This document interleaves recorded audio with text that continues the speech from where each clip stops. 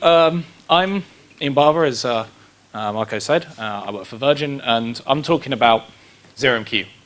And this is the first time I've done this talk, and I really like this library. I think it's really, really cool. So I'd love to hear your feedback on what you thought was good about the talk, about the library, anything. Joined in is an excellent place for that. So ZeroMQ is a project that makes people sort of say things like this. And that's a bit weird. It's a bit of a full-on thing. It's ZeroMQ is unbelievably cool. If you haven't got a project that needs it, make one up. And that's by a guy called John Gifford from a site called Logly that do very large-scale log aggregation for cloud systems. And they're using ZeroMQ right now at a very high level of traffic. He loves it, and I think that's the reaction I've found from almost everyone that's spent time working with ZeroMQ. And I think the reason that you get that reaction is because ZeroMQ lets you do a very difficult thing pretty simply, and that's build distributed systems. Now, if anyone has ever looked at any MQ, something MQ, then they probably think of a system that is a message queue, something that sits in the middle of your network and will help you solve a problem. And that's not what ZeroMQ is. ZeroMQ is not a daemon. ZeroMQ is not a server. ZeroMQ is a library. And ZeroMQ is a way that you plug things together. It has the ability to be a message queue. It has the ability to be a lot of different things. But it's primarily a socket system that allows you to do concurrency, queuing, and high availability. ZeroMQ is really a series of multiple queues that talk to each other. And these different points that are talking to each other, they could be two different machines on a network. They could be two different processes within one machine. They could be two different threads within one process, or they could be any mix of those. So the way that ZeroMQ is built is around patterns. And the way that you tend to implement it is around a slightly higher level of patterns. So on the left-hand side here, we've got three patterns that we're going to look at today: a queue, a pipeline, and publish, subscribe. And on the right-hand side, you've kind of got extensions of that. An ESB, an enterprise service bus. Have you ever encountered one of those? They're basically a fancy queue. If you ever encountered async, well, async's really just a kind of pipeline process. And at the bottom, that complex one, that's a gateway. Well, that's a forwarder. Sometimes it's a message distribution, something like pub/sub. But the easiest way to understand why ZeroMQ works and why it's useful and why it's going to solve problems for you, I hope, is to look at some code. So this is about the simplest thing that you can do with any network system: a request response. It's sending a message, getting a reply. It's client-server. It's exactly what happens with almost every service that we use at the moment. And in ZeroMQ, you can kind of write how you think you should be able to write for almost any socket library. So you always have a context with ZeroMQ, and that first line that you maybe can see, anyone at the back can see that? A little bit, okay. That first line is creating where the global state for ZeroMQ lives.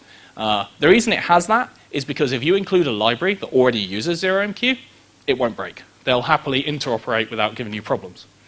Then you create a socket, and a socket is just either a receiving or a sending part of one of these bits of communication. And you have a type. So in this case, we're saying socket rep. That's a reply socket. So this is the server. We then bind it to an address. So binding is just like listening on a port, because we're going to bind to a TCP address here. And in fact, we're just going to bind to any TCP address that's on the box. So any interface that's on there, it will listen on, and it will listen on that port. Now, binding needs to have access to the port. So if you start Apache on port 80 and then try and bind a ZeroMQ socket on port 80, it will complain.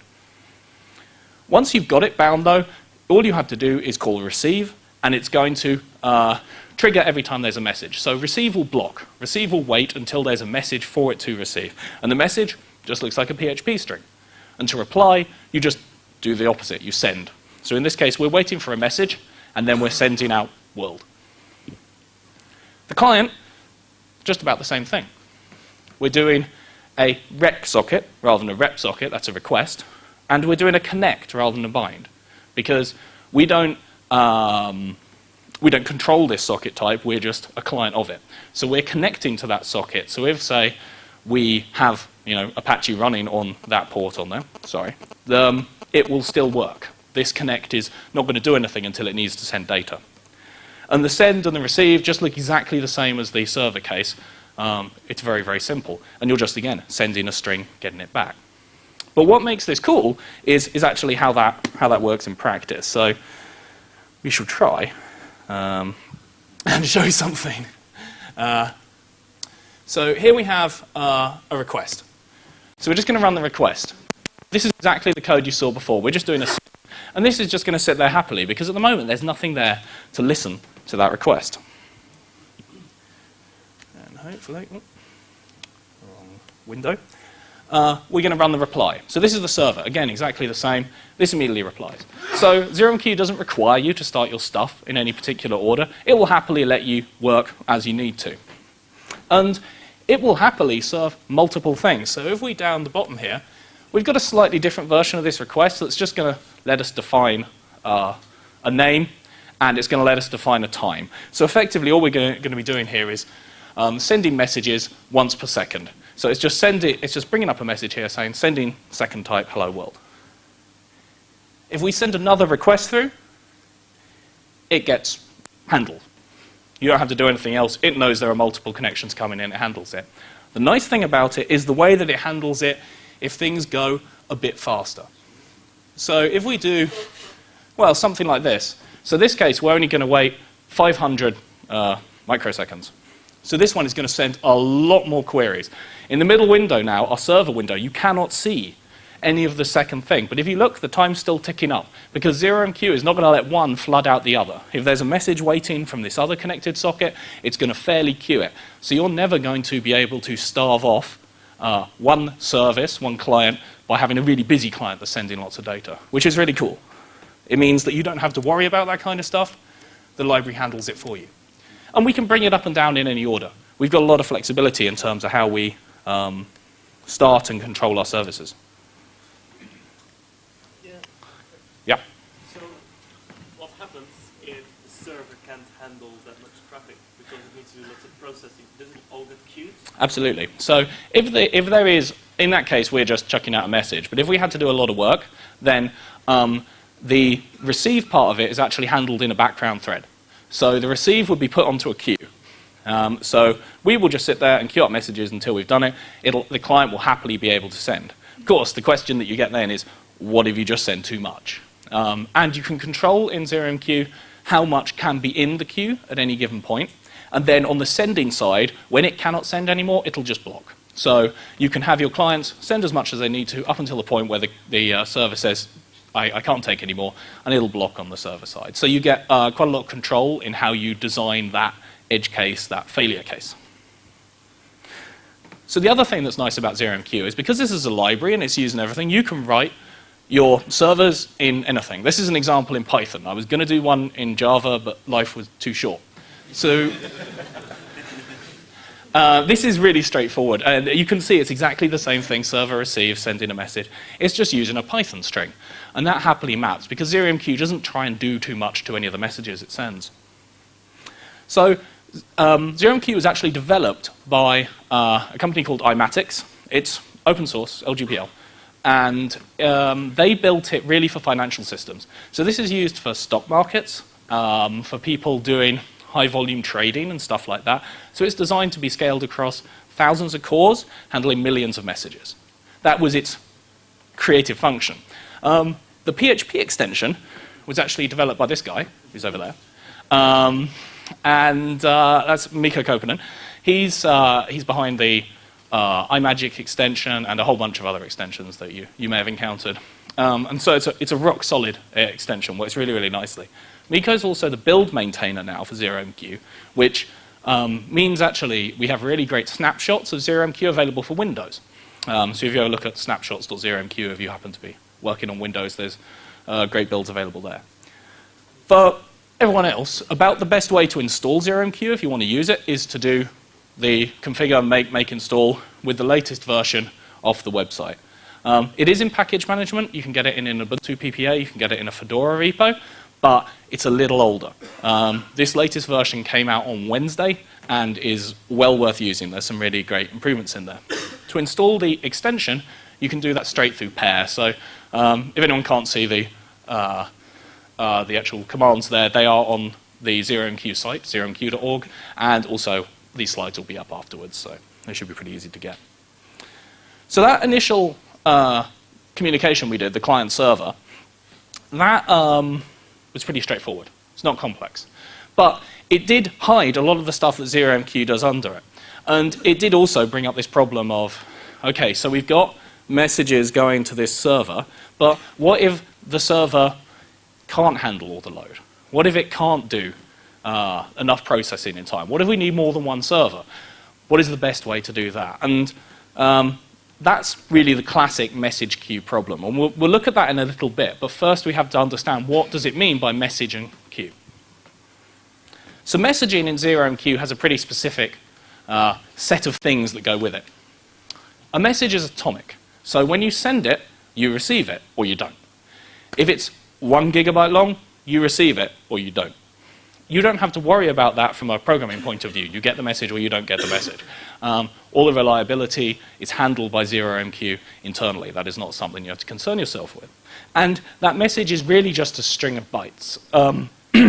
If you've done any TCP socket programming, you might be used to a stream of bytes. So you've really got to work out where it ends, where the client's not going to send you any more.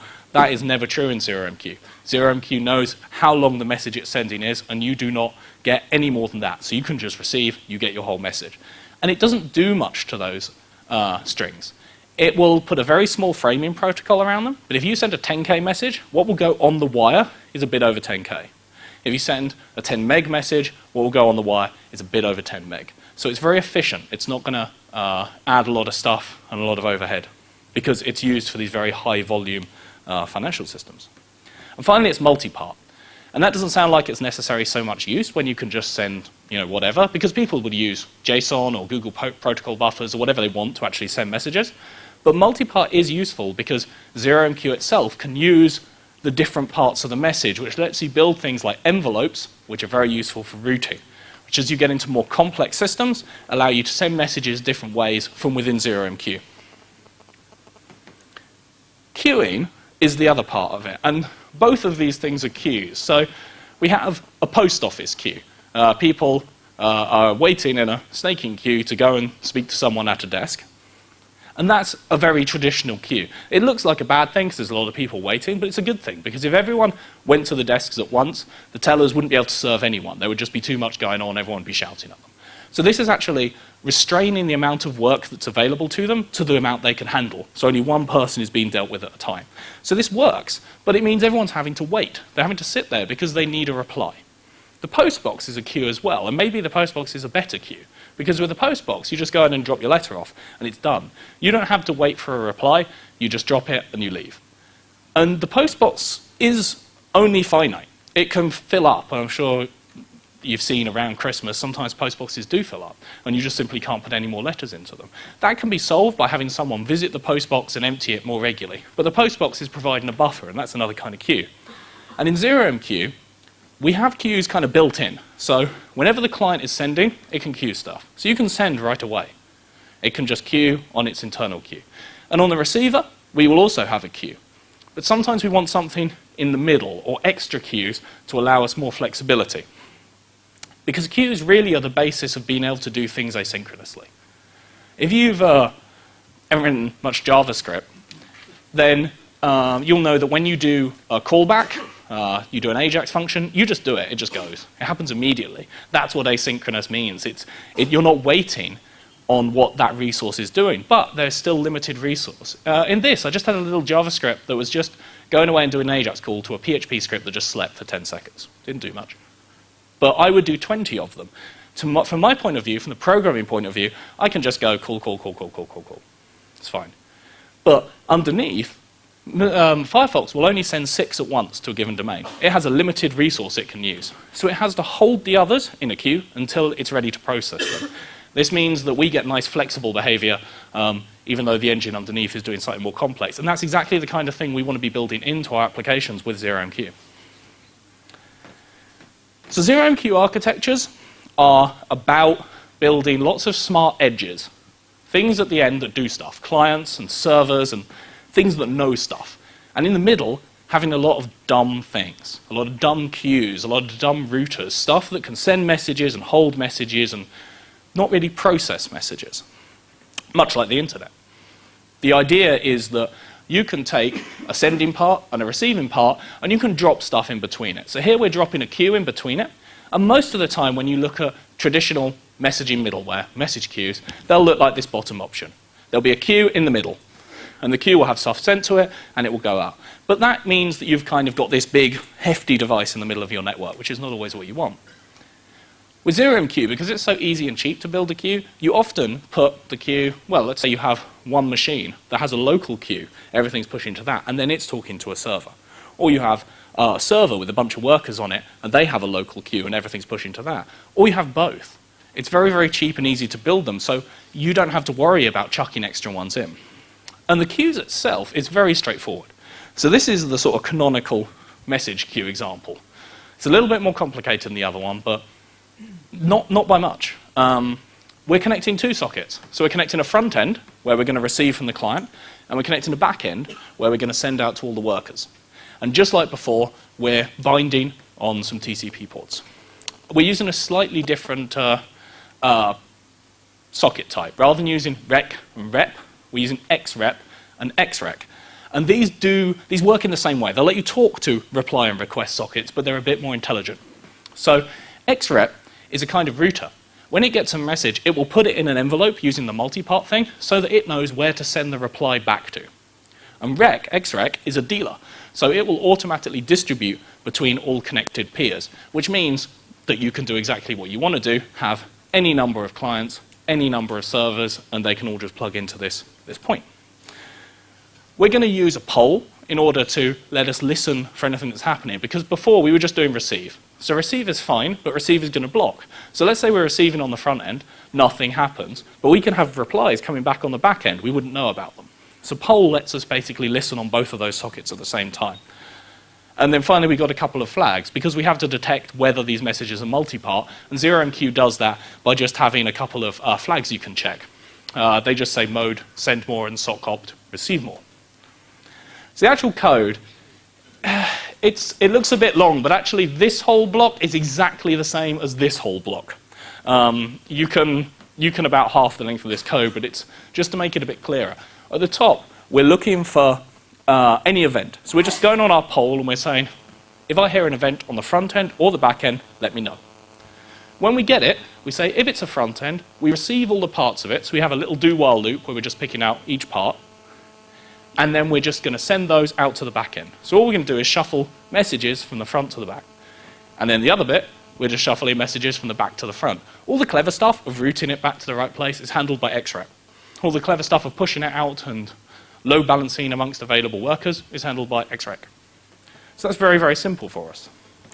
Now, the poll is kind of a cool part of this. And polling is a lot more interesting than just being able to listen on ZeroMQ sockets. When you poll something, you can poll anything that in Unix has a file descriptor, which is anything, really. So we can have a poll that's listening on ZeroMQ sockets, that's listening on a network socket, so we're waiting for some TCP data. Or we can listen on standard in. We can listen on almost anything. So this is a little example where we're going to do a new socket, so we're just listening over ZeroMQ, of a type of pull socket. We'll look at that in a little bit. And we have a standard in. So we're just going to do an fopen on standard in as you would any time you just wanted to receive console input. The poll is then going to add both of those. So even though only one of those is a ZeroMQ socket, we add them to the ZeroMQ polling function with no problem. And then finally, we're just going to echo out which one it is. So, hopefully, if we run the poll, then type something, it picks up from standard in. So pretty straightforward. We're just going through and looking at standard in. Then we have another little script over here, and all this is doing is pushing to that ZeroMQ socket that we saw before. All this code, incidentally, is up on GitHub. There's a link at the end, so you can take a look. So we can just do hi, and it comes across ZeroMQ. So this one poll loop can easily look for events happening anywhere else. So if you had a file that was being updated, you could look for events on that file. If you had another sort of stream that you needed to see whether anything was happening, you could easily do that through ZeroMQ as well.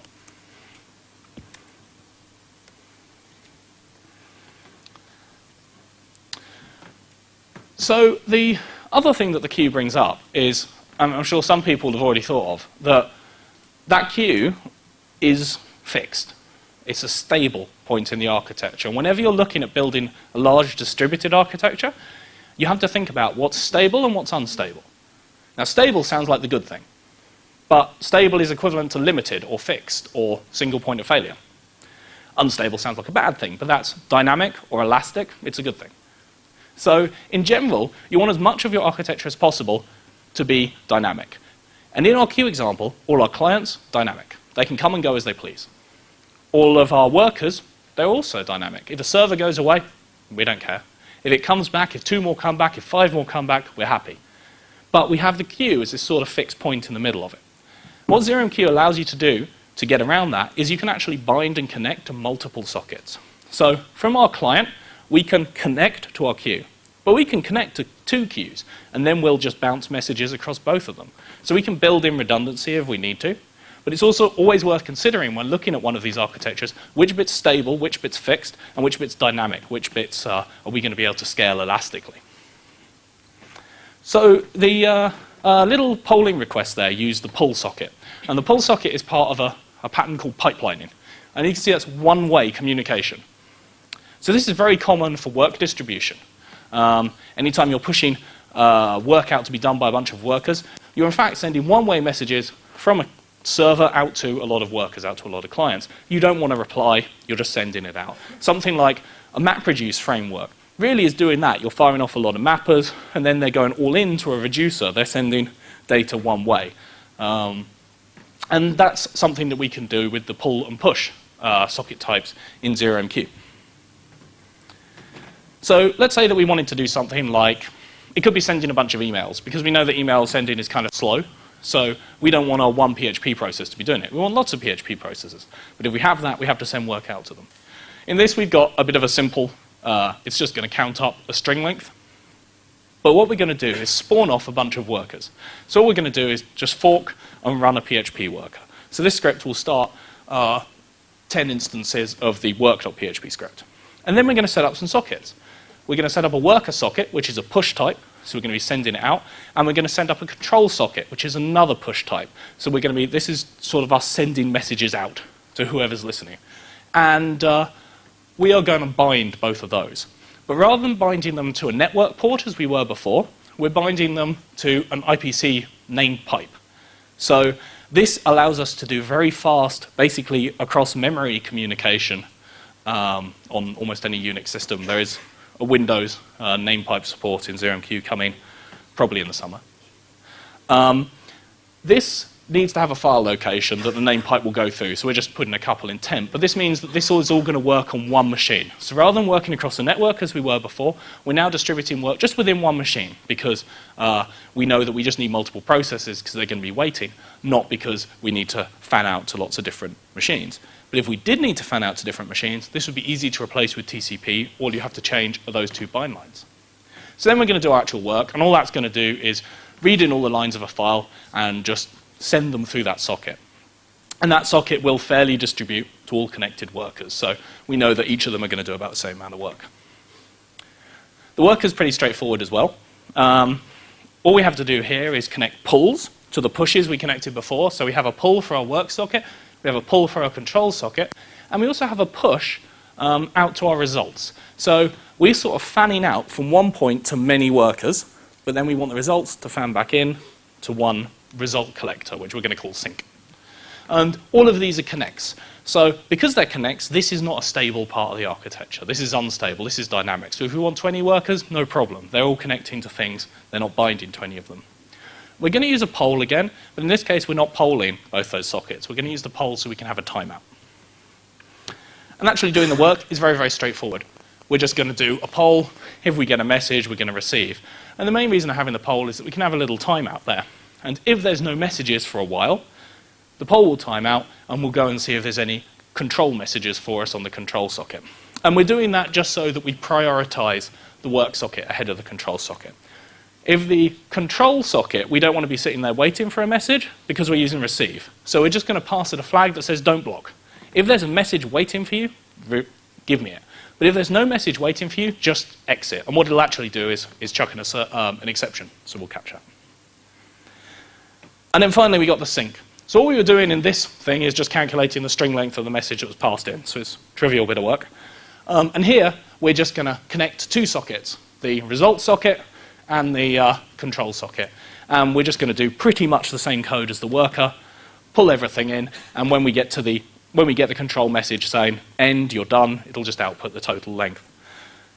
It's not that interesting to see that one run, so it's just a little bit of output. All it will do is start the workers, send the messages in and out, and collect them.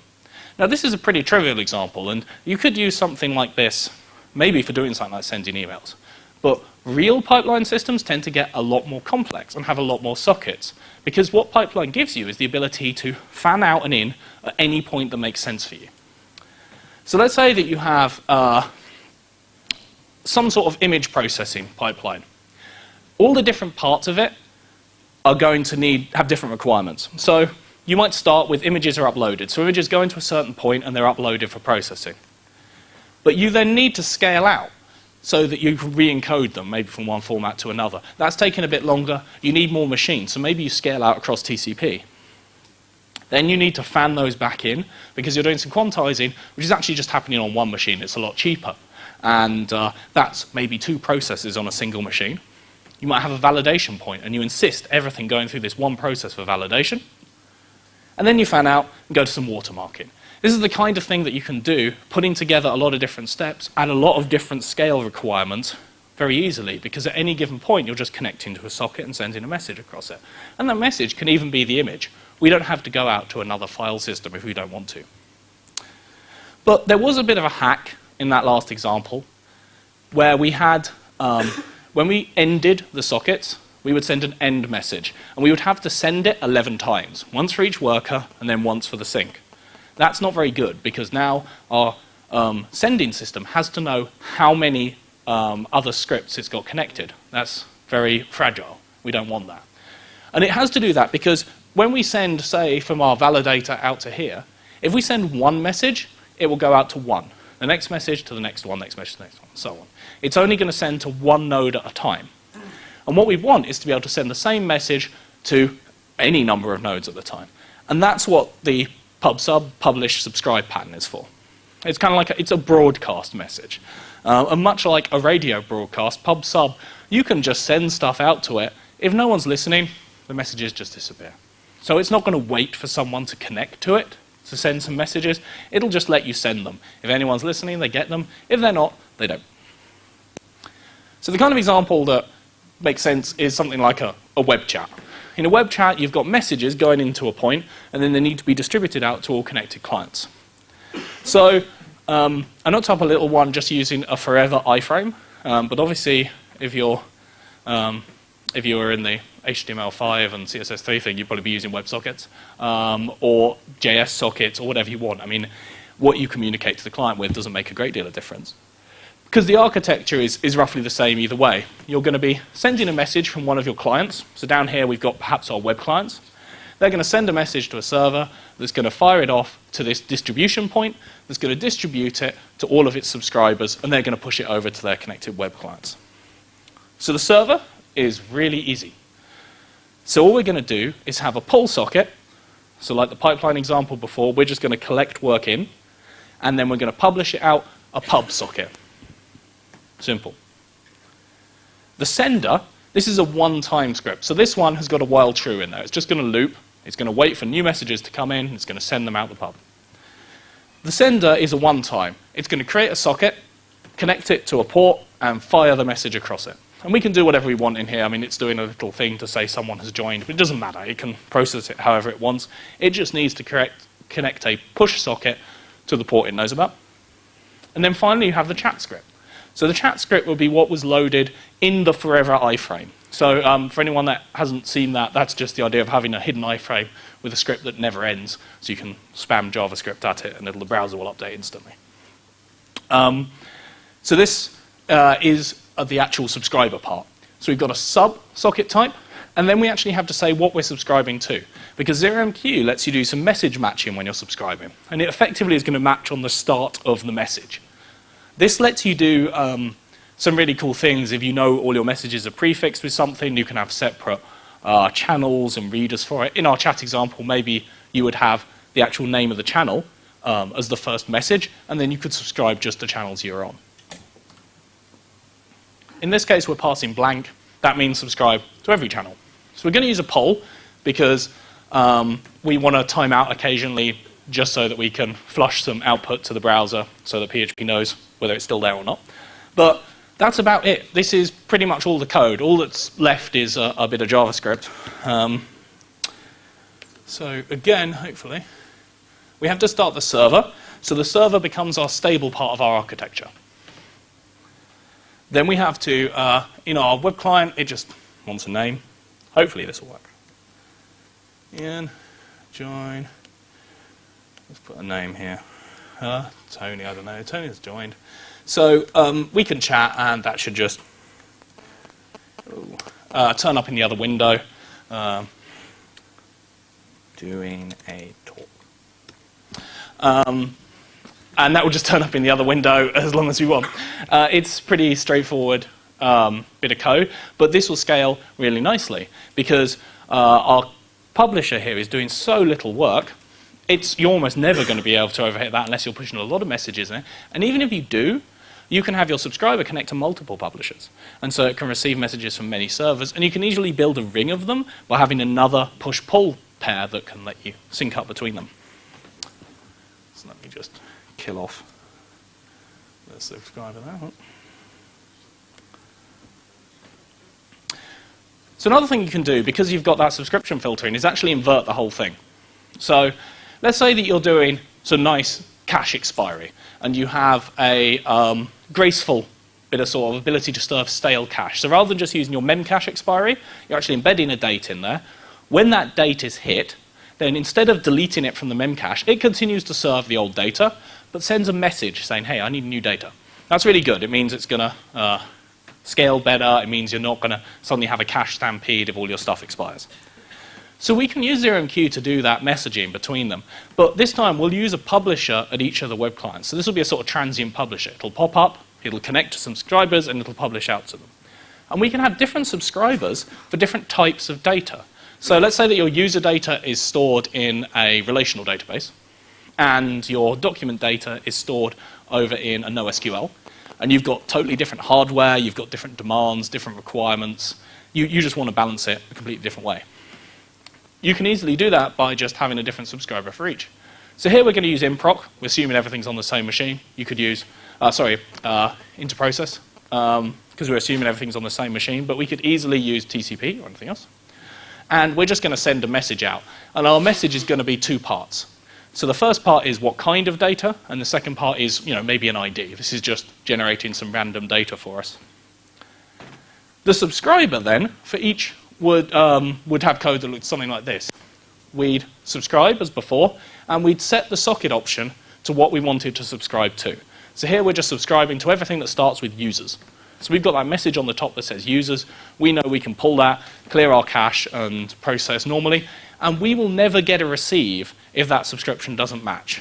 We will just sit here until we get a message that starts with users. If a million messages go by that start with something else, we don't care. We don't know anything about it from the programming point of view. And we're binding this. So even though this is a sub-socket, we're being the stable part of the architecture. We're going to do the bind. And that's absolutely fine. There is no restrictions over which one connects and which one binds. You can do it any way around you want. If you want to have your reply sockets connect and your request sockets bind, it's fine. ZeroMQ does not limit you in any way. But there is something a bit annoying about this. And the slightly annoying thing is that, let's say you've got users and data, your document data, and you want to add a third one. Well, all your clients now have to connect to that as well. It would be nice if they could just send it out.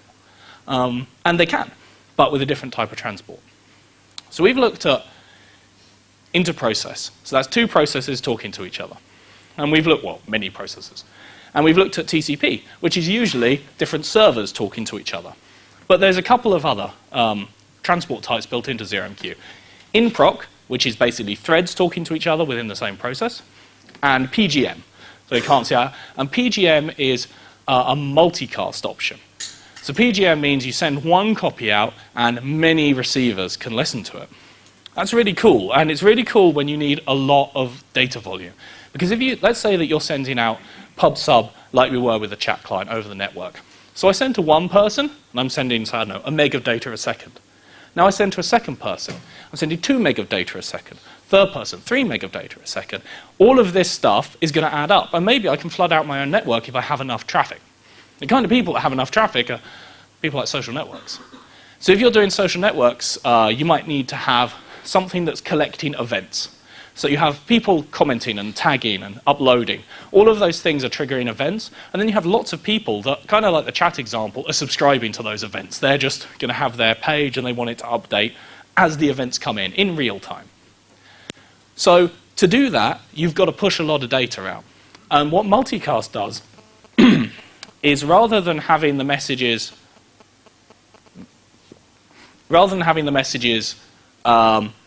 be sent out each time, it sends them out once, but it signals that there's a sequence in there. If that sequence number is missed, effectively, the client calls back and say, hey, I didn't get that one, and it resends it for within a window of resending, which allows you the amount of network traffic you use to be significantly lower than if you were sending a copy out to each one. So the kind of architecture you might use for something like this is, let's say that you have an event publisher there, and you have lots of clients sending stuff, people tagging things all over the place, many machines pushing into this one hub, and then it's using multicast to send it out. So it doesn't matter how many connected racks or servers or whatever, it's just sending it out, and they're all going to listen on it. And then each of them has another redistributor. So this is going to listen on that broadcast, and then rebroadcast it within the machine or within the rack or within whatever unit you choose to do, within the data center. And then it can have multiple subscribers on it that will actually filter the subscriptions down to the stuff they're interested in. So you might have, 1 million user IDs being pushed through the event pub, and each subscriber at the end really only caring about 150 or whatever the average number of friends someone has. So you've got many, many less being worried about here, and you just want to have that work pretty transiently. And this is something that is easy to do in ZeroMQ. So here we're going to do our event publisher. So this is just like the chat server we had before. We're going to pull in messages on a pull socket, and we're going to publish them back out. But rather than publishing on IPC, we're publishing on ePGM. So this is the multicast option that is transported over UDP. There's also PGM, which is transported over IP. We can specify an interface, so this semicolon, before that you could put eth0 or the IP of whichever interface you wanted. In this case, I'm just saying use the first one. Then you put the multicast IP, because all multicasts in IP are in a certain address range. And then you put the port. So you can still have multiple multicasts going over the same network, no problem. And we're using a device here, because rather than writing that code to switch packets back and forth, we've just got a one-liner that says, I want a forwarder device. And that's actually going to do exactly the same thing. It's just written in C, and it's built in. And these devices, you can actually get as standalone little scripts. So while ZeroMQ doesn't have a server, it does have standalone C versions of these devices, which you can configure and run. So you could replace this whole thing with a little device that runs somewhere. The distributor, so we're going to say this is running on each server that's handling web clients, is going to do the same thing. We're going to subscribe, and we're going to subscribe to everything, so it's blank again. And then we're going to publish out through another publishing that is on a IPC. So we're just going to take from the multicast and out over the IPC. Now, the reason we do this step is not because we can't listen on the multicast directly, we can, but it's because of slow subscribers. So if one of our web clients goes wrong, or someone commits some dodgy code, and it starts taking a long time, this one is going to have to hold more data to be able to publish it out if we decide we want pretty reliable delivery. So if we have a problem, we want that problem to be on that box and not all the way back to our central distribution point, because that's got to keep going. It's got to keep throwing data out, because it's not just web clients that are listening, it's the database, it's analytics, it's lots of other important stuff. So we have this extra step in there. And again, that's the idea of ZeroMQ. You build in as many little hops as you need, because they're cheap and they're simple. And then here's our fake client. So our fake client is just going to subscribe to 100 different random IDs. We can easily just do this subscribe as many times as we want. So if we want to subscribe to 1,000 different things, no problem. It all happens really fast. It uses good tree-based matching. And then we're just going to connect to our IPC, and then it's going to output some stuff. So this is going to work out of the box. These scripts will let you do that message distribution on any system that supports ZeroMQ and PGM. And with just on my little MacBook Air, bottom of the line MacBook Air, I was pushing around 100,000 messages a minute between 2 different VMs running on this. If you're using proper hardware, you can push significantly more. And this is exactly the kind of thing you would be doing if you're pushing a lot of market data or other financial stuff like that. So one last area I want to look at, I hopefully find this interesting, is Mongrel 2. Has anyone heard of Mongrel? Yeah, there's people there. So Mongrel, web server out of the Ruby world, very popular. Big breakup between Zed Shaw and the Rails community. And he started looking at building a new web server. So he's building this sort of web application server thing, and he wants it to be language agnostic. He doesn't want it to be tied to anything. And so rather than using the same kind of things that Nginx or Lighty do and use fast CGI to talk to a process, so those web servers, you'll have your kind of application process, and you'll have your web server, and it'll talk to it over fast CGI. He decided to use ZeroMQ to do that, because then you get all the messages, all the benefits of the messages. You can have routers in there. You can have clustering kind of built in, because it can go out over the network, or it can go in one machine. You get all the nice things, and you get the fact that it will work in any language that ZeroMQ works in. So if you really want to write a web app in Ada or in Haskell, no problem, because they have ZeroMQ bindings. So what it actually does to achieve that is pushes to handlers. So every time it gets a web request, it's going to package that up and push that out to a handler, and it's going to listen on a subscribe socket for messages coming back in. And that's cool, because that allows you to do some clustering really easily. And it also allows you to do some really cool stuff with long polling. So this is about the simplest possible Mongrel 2 handler I could write. All we're going to do is connect to the sockets that we've defined for Mongrel 2. So we're going over TCP, and we're just going to listen on our pull socket. So that's where the requests are going to come from, and we're going to send messages back on our pub socket. Here we've just got a bit of HTTP header. And when we get a message from Mongrel 2, it's going to tell us the ID of the server, the UUID. It's going to tell us the ID of the connection, which is just ID in this example. It's going to tell us the path that was requested. So if we want to just say no, send out a redirect, we can do that quite quickly. And then it's going to give us all the headers in a JSON encoded object, and it's going to give us the body. So, you know, if anything was posted or anything that was sent across, you're going to get that whole lot there. So all we're going to do here is just pull out the server ID and the ID, and then our message that we want to send back, and send those back. So we just say, this server, for this connection, send them this. And Mongrel handles talking to the connection. So that means if we have 20 servers, we can just send out, and the right one will be listening with a subscription filter for its UUID at the start, which makes clustering kind of very easy. We don't have to worry about how many servers they are. We just know we're going to request that tells us who to reply to. So the config of that is, I mean, it's quite long. I wouldn't worry too much about it, but kind of at the top there, you can just about see those are standard ZeroMQ addresses. So you can put any ZeroMQ address you want in there. You can have it go over different transport types. It's fine. And you can see what the identifier is of the server, so you can control all that from Mongrel 2. But you probably want something a handler that's a bit more complex to build anything interesting. And actually, Winx has done a PHP 5.3 handler, which uses namespaces, and is a bit more verbose, but I just wanted to show you what kind of thing you could do with this handler and with Mongrel 2.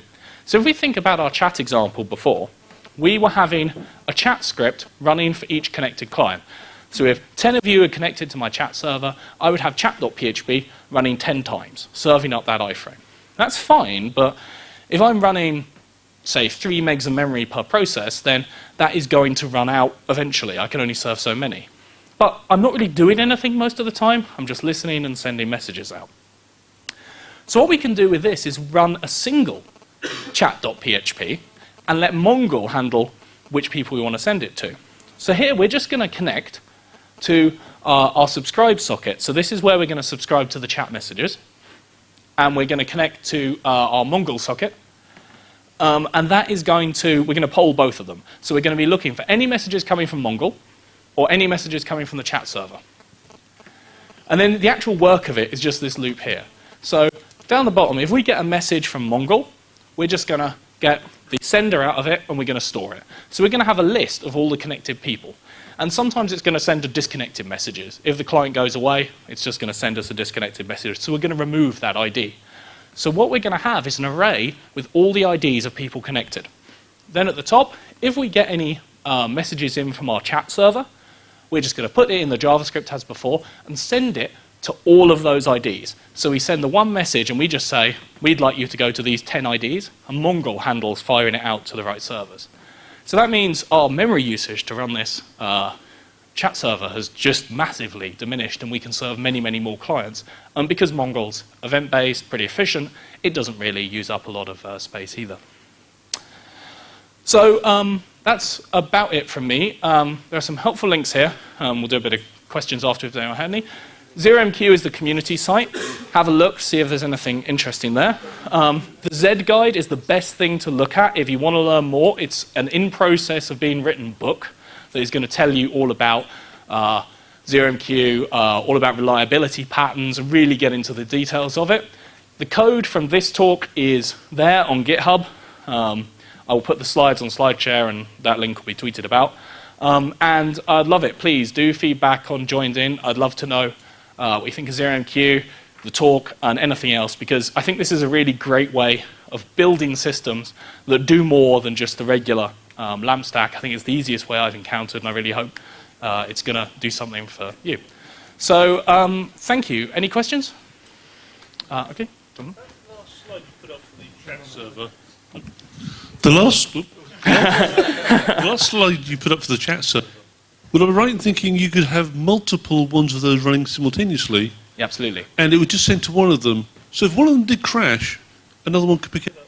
Yeah, I mean, it's very easy to do that in almost any sense of you have multiple bits of redundancy in there, because ZeroMQ will just happily let you connect as many as you want or bind as many as you want. You can just fire in, you can just have multiple of the same thing running and you get your redundancy. So anytime you've got a stable part like that server, just think, oh, I need two. So fine, just have two. And all the guys listen on both. Yeah, absolutely. Great. Cool. I think, yeah. Is there anything built into ZeroMQ to monitor the queues itself to find out whether they stack up or not?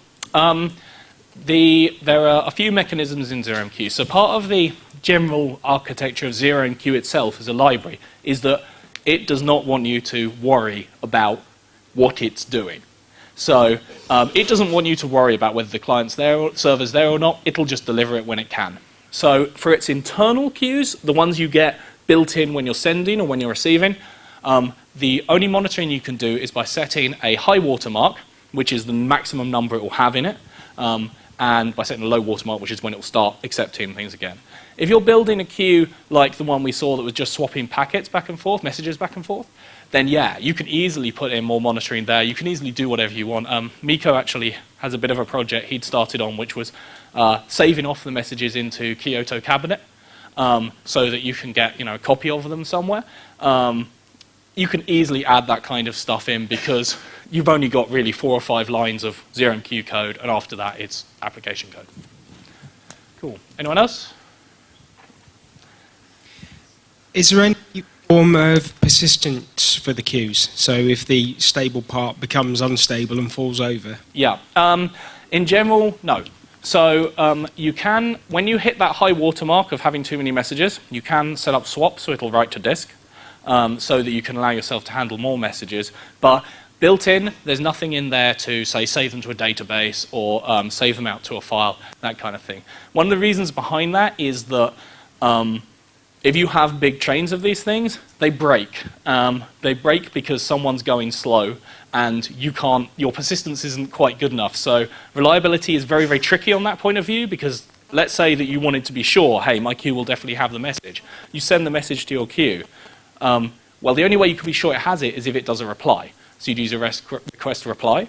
But what if your network loses that reply packet? It might actually have it. So you then maybe have to, if you don't get that in a certain time, send again, and you can actually really slow down your whole system, trying to build in more and more reliability. So it went with another quote from John Gifford, actually. He said, ZeroMQ goes with the sort of Formula One philosophy. Start with something fast and make it reliable, rather than start with something reliable and try and make it fast. Yeah.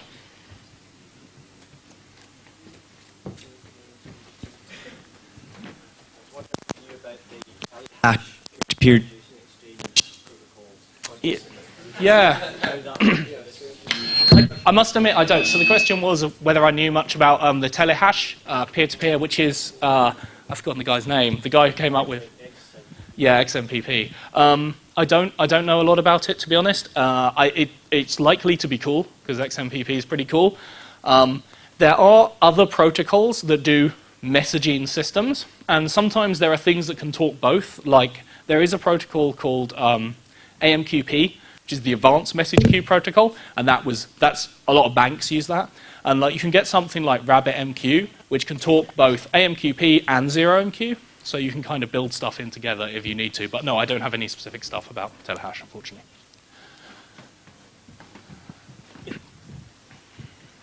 I actually remember using a web server from iMatics back in the 80s. Yeah, Zaitami, or whatever their name is back Yeah, yeah. And AMQP was actually written by the same people. Yes. ZeroMQ is AMQP done right. Yes, that's exactly it. So yeah, AMQP was by the guys that went on to do ZeroMQ, and basically ZeroMQ is them trying to fix all the problems they encountered in AMQP. Yeah, I think I forgot. Hi. I love ZeroMQ. I'm building a small app myself with it. It's Awesome. really good. Well, one thing I just want, some more of a comment, maybe you could comment on it, is Sure.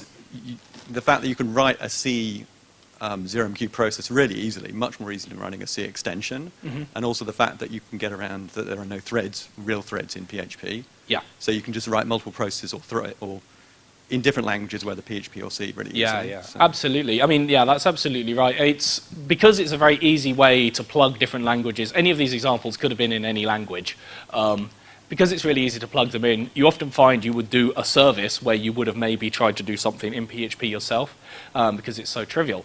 And if you do need to scale out, because they do let you synchronize multiple processes easily, push data between multiple processes, you can do multiprocessing where it would have been hard.